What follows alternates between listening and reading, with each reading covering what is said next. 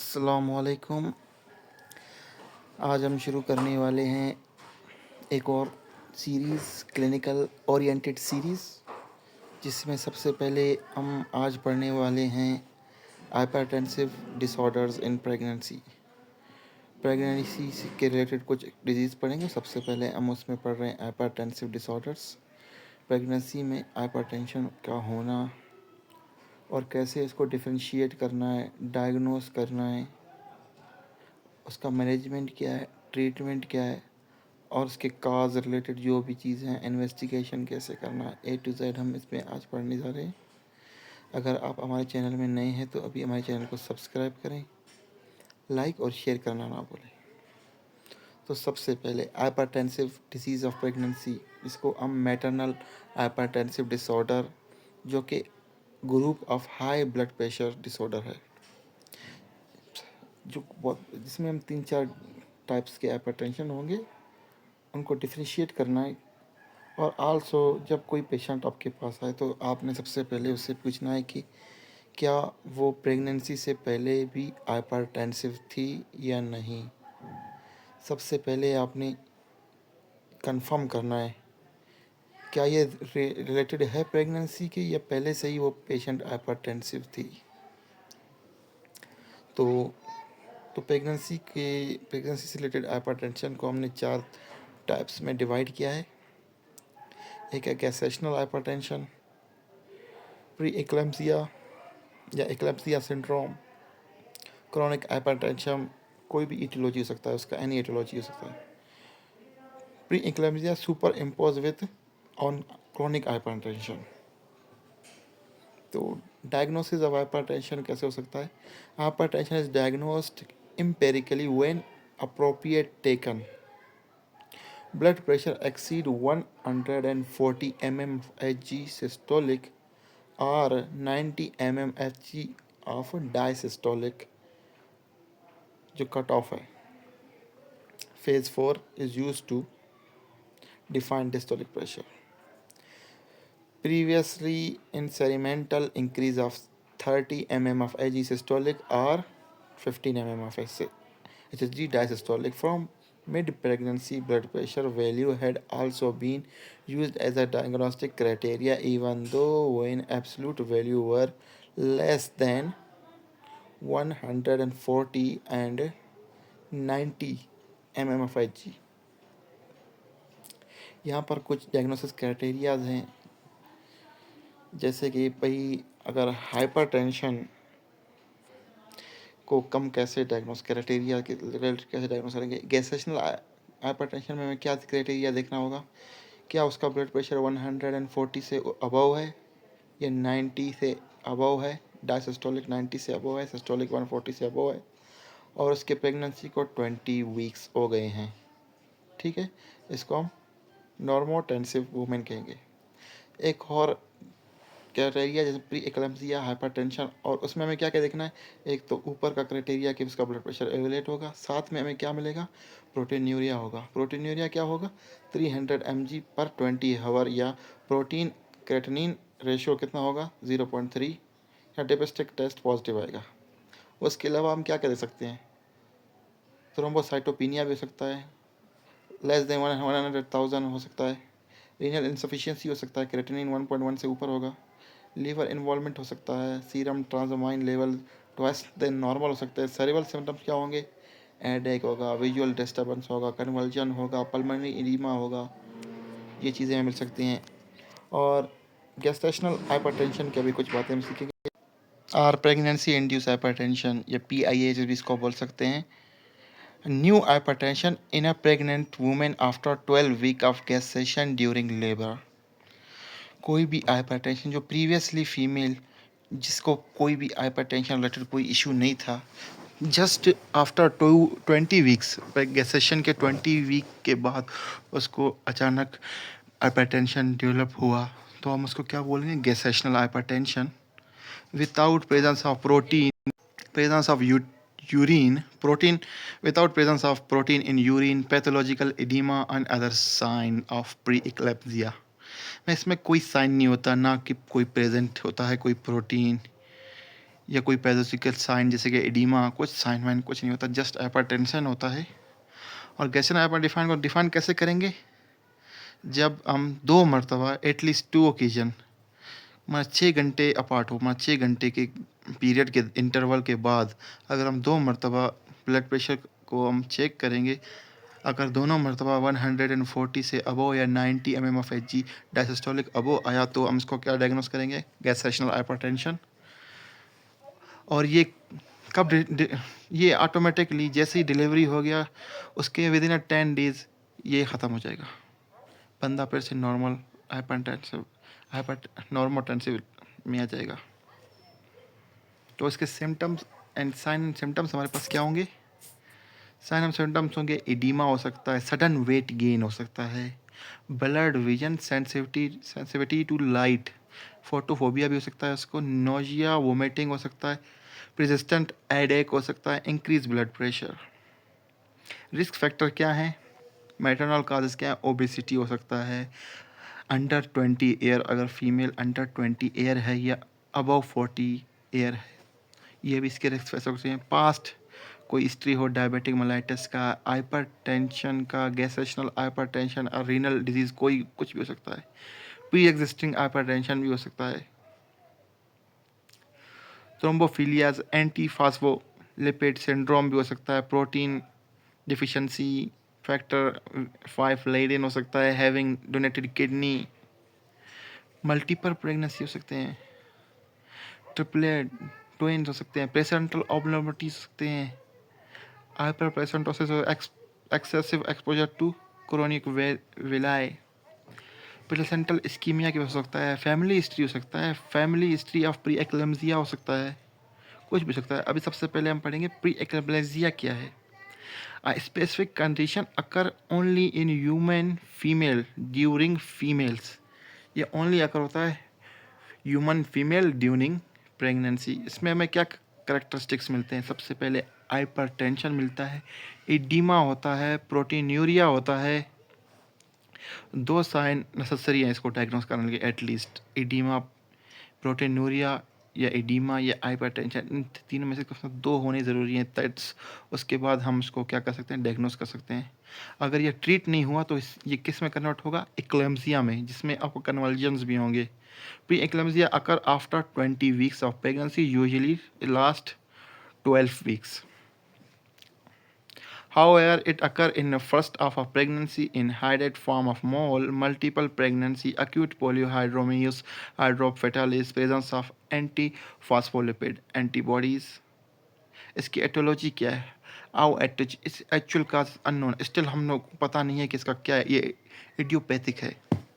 Theories और hypothesis क्या है कि भाई प्लेसेंटा इस्कीमिया हो सकता है, very low density lipoprotein, various toxicity, human mal adoption, genetic imprinting, non smoking reduce, not अगर non smoking reduce incidence of preeclampsia by 50%, possibly due to thiocyanate which reduce blood pressure, nicotine which reduce thromboxane A2 production. अगर कोई smoking कर रहा है उसमें 50% as compare to less होता है क्योंकि नॉन स्मोकिंग वाले के साथ। अब इसके कुछ प्री डिपोजिटिंग फैक्टर्स क्या हैं हमारे पास? एक तो लेस देन 20 ईयर अगर उसका एज हो, या 35 ईयर से अब उसका एज हो, ये भी प्री डिपोजिटिंग फैक्टर होगा। मोर इन प्राइमरी एंड ग्रैंडू मल्टीपेरा, और past family history of pre-eclampsia mother या सिस्टर में किसी में हो सकता है। मैटरनल डिजीज़, कोरियोनिक हाइपरटेंशन हो सकता है, कोरियोनिक रीनल डिजीज़ हो सकता है, डायबिटीज़ मेलाइटिस हो सकता है, एंटी फास्फोलिपिड एंटीबॉडी सिंड्रोम हो सकता है, migraine, asthma, if women is married to a new partner due to parental genes. अब इसमें फैटल में क्या हो सकता है? हाइडेड फ्रॉम मोल हो सकता है, मल्टीपल प्रेगनेंसी हो सकता है, ये फीटल होता है, एंड एक्यूट पोलियोहाइड्राम्यूस हो सकता है, हाइड्रोनोफिटालिस हो सकता है। इसका पैथोलॉजी क्या है? Lesion of preeclampsia are characterized by spasm of the small arterioles all over the bodies, thrombosis, hemorrhage and necrosis occur, and these lesions are liable to occur in severe case of preeclampsia.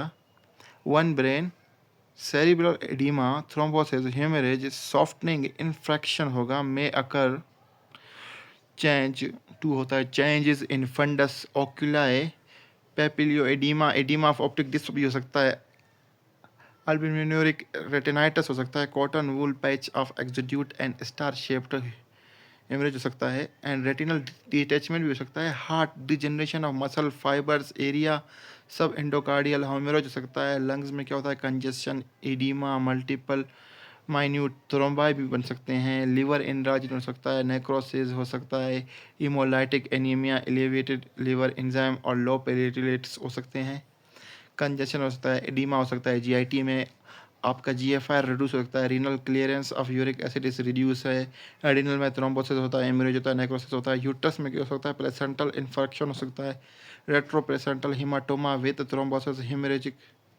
And necrosis in muscle हो सकता है।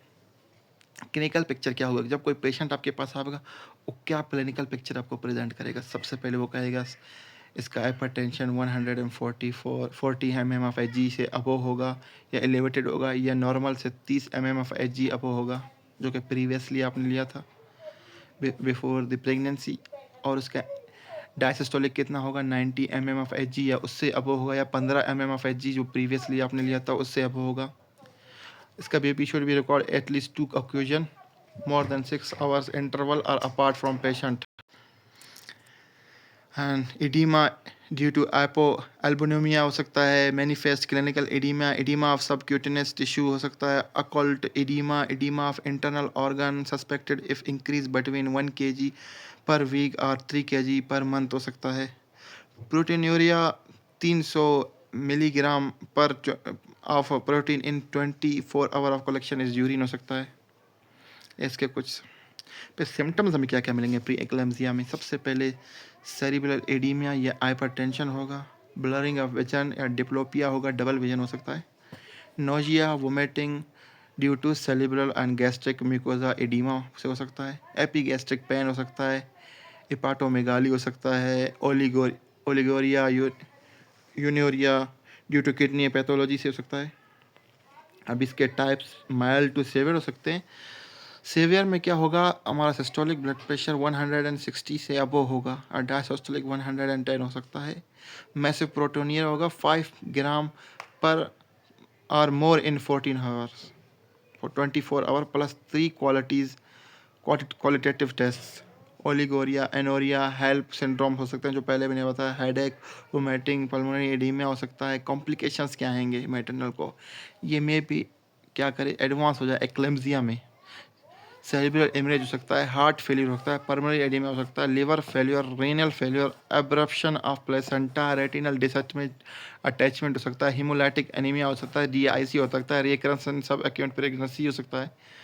फेटल complication क्या, intrauterine growth reduction हो सकता है, आईयूएफडी हो सकता है, प्रीमेच्योरिटी हो सकता है, मैटरनल मोर्टेलिटी हो सकता है। फिर आते हैं हम एक्लेम्सिया में। एक्लेम्सिया क्या, generalised tonic clonic seizure after 20 weeks of pregnancy within 7 day after delivery, associated with hypertension and proteinuria. Symptoms of eclampsia include seizure, severe agitation, unconsciousness, alter mental status and confusion. Patient हमेशा confuse होगा, उसका mental status not is normal नहीं होगा। तो इसके risk factor क्या हो सकते हैं? ऑलमोस्ट रिस्क फैक्टर सेम है, लेकिन कुछ भी फिर भी हम पढ़ते हैं। इसमें any pregnant women can develop pre eclampsia, eclampsia those most susceptible, primary gravida उसका फर्स्ट टाइम अगर पहला ही प्रेगनेंसी है, पार्टिकुलर टीनेजर हो सकते हैं या इल्डियर या ओल्ड एज के हो सकते हैं, वुमेन एज अबव 35 या अबव लेस देन 18 ईयर भी हो सकते हैं, जो प्रीवियस प्रेगनेंसी था वो भी कॉम्प्लिकेटेड था, प्री एक्लेम्सिया हुआ था, family history of pre eclampsia है, या प्रीवियस अबॉर्शन है, प्लेसेंटा है, या IUGR है, या इंट्रायूट्राइन डेथ हो सकता है, मल्टीपल प्रेगनेंसी हो सकता है, medical complex such as chronic hypertension, renal disorder, diabetes है, कनेक्टिव्स हैं और कनेक्टिव टिश्यू डिसऑर्डर हो सकते हैं, एंटी फास्फोलिपिड सिंड्रोम हो सकते हैं, black ethnicity is more prone to this and South Asians, artificial reproduction हो सकता है, या वेट ज़्यादा हो या उसका BMI ज़्यादा हो, बॉडी मास इंडेक्स ऐसा हो सकता है। एग्जैक्ट काज ऑफ एक्लेम्सिया भी अननोन है, इडियोपैथिक भी बोल सकते हैं इसको। Factors that may play a role include blood vessels, problem brain and nervous system, neurological factor भी हो सकते हैं, डाइट हो सकता है, जीन्स हो सकते हैं। क्रोनिक हाइपरटेंशन क्या होता है? तो हमारा chronic hypertension present before 12 week of gestation or if the woman was already taking antihypertensive medication before the pregnancy. Chronic hypertension is defined as a hypertension that antedate pregnancy, is present before 20 weeks of pregnancy or present longer than 12 weeks. Week weeks postpartums hypertension a और diastolic blood pressure उसका कितना होगा? More than equals to और more than 90 mmHg but less than 110 mmHg in two occasions taken. ठीक है, दो जगह हम लोग उसका क्या होगा? ये less than 90, less and equal to 19 बट उसका 110 से ऊपर नहीं जाएगा। ठीक है, diastolic at least two apart with a single diastolic measurement is 100 equals to 110 or less than 110 and or systolic blood pressure of 114, systolic कितना होगा? 140 mmHg या less than 160 mmHg, two occasion taken at least 2 hour apart, a single systolic measurement कितना होगा? less than or equals to 160। Treatment क्या होगा? प्रोफिलाइटिक प्रोफिलाइटिक क्या कर सकते हैं हम लोग उसके अंदर? Antenatal care, small dose of aspirin इसको देंगे from 12 week till 38 week. Calcium supplementation from 15 week to 38 weeks. और ट्रीटमेंट क्या करेंगे? बेड रेस्ट देंगे, एंटी हाइपरटेंसिव देंगे, अवॉइड करेंगे कि आप साल्ट कम लें, और मैग्नीशियम सल्फेट देंगे अगर आपको कोई कन्वर्जन है। Observation BP, FH, urine, oedema, CBC, termination of pregnancy, सब कुछ देखेंगे। Thank you for your interest. अगर आप यहाँ तक पहुँचे हैं इस लेक्चर को देखने तक तो काइंडली हमारे चैनल को सब्सक्राइब करें, लाइक करें, शेयर करें।